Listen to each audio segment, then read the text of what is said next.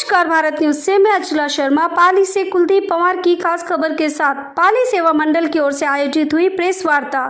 24 अगस्त को नवनिर्मित अस्पताल के उद्घाटन को लेकर दी जानकारी।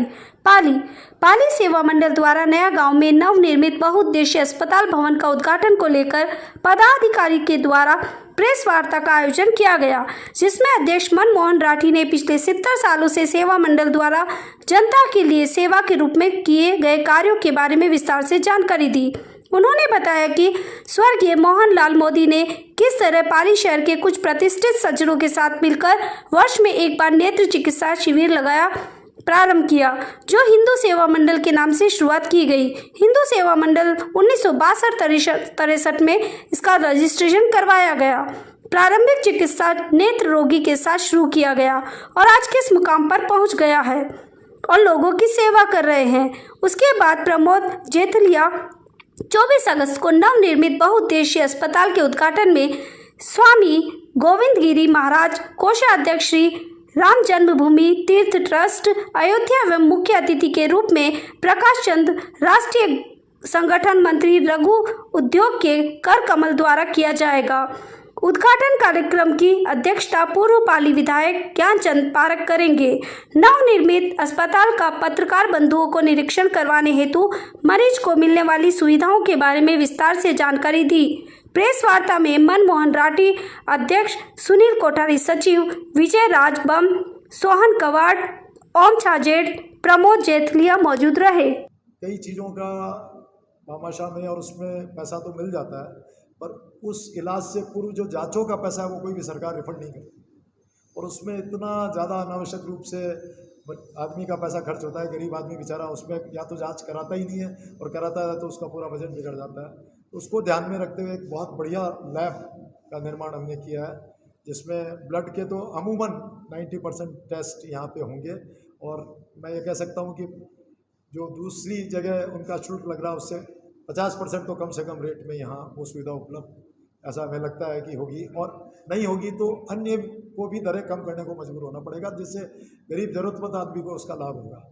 इसके अलावा एक्सरे की हमने 3 मशीन लगाई है। एक तो जो हॉस्पिटल में फिक्स मशीन है, एक हॉस्पिटल में हमारा ये 100 बेड का अस्पताल है, ये भी आपको जानकारी दे दो, 100 बेड है हॉस्पिटल में। हॉस्पिटल में मूवेबल जो बेड पे किसी का एक्सरे करना है तो वो मशीन हॉस्पिटल में मूव करेगी।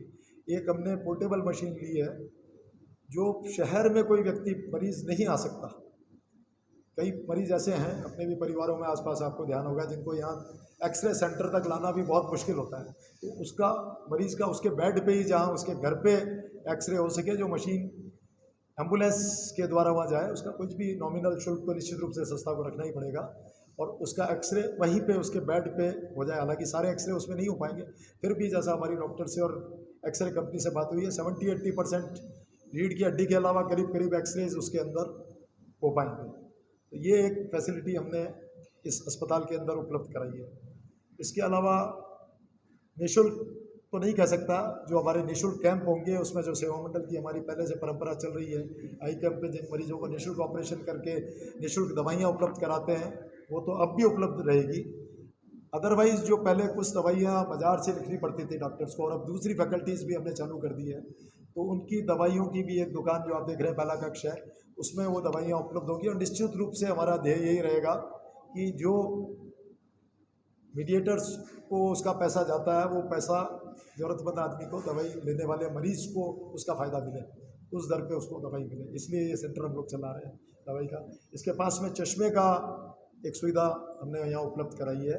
इसके अंदर 80 रुपये से लेके, क्योंकि पाली भी अब एक काफ़ी धनाढ़ लोग भी आए हैं जिनको बहुत अच्छा, तो वो खर्चा करना चाहे 4000 का चश्मा भी उसको मिले, उससे ऊपर का भी चश्मा मिले, पर 80 रुपये वाले को भी उसको यहाँ पर रियायती दर पर चश्मा मिले, तो वो रेंज भी इसके अंदर रहेगी। और बेन फ्रैंकलिन करके इंडिया की बहुत रिनाउंड कंपनी है, उसको हमने ये काम दिया है। और इसमें भी हमने ये शर्त डाली है, वरिष्ठ नागरिक, 12वीं तक का स्टूडेंट, दिव्यांग और जिनको पाली सेवा मंडल उचित समझे उनको बहुत रियायती दर पे वो चश्मा देना होगा। और साथ में जो हमारी बरसों से एक स्कीम चल रही है स्टूडेंट्स, जिसमें भी भाई साहब ने जैसे स्काउट का सहयोग बताया, उसमें भी स्काउट परिवार का हमारा स्वागत।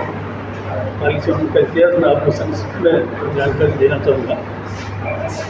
पाली सेवा मंडल में से 1946 से चालू हो गया था काम। और मैं 1956 में एज ए वॉलंटियर भारत, और उसका भी एक कारण है, इनके फाउंडर मेंबर जो मोहनलाल जी मोदी थे, वो मेरे बिल्कुल पड़ोसी। उनको कोई टू व्हीलर चलाना आता नहीं था, कलेक्टर ऑफिस आना पड़ता था, तहसील में आना पड़ता था कुछ काम से।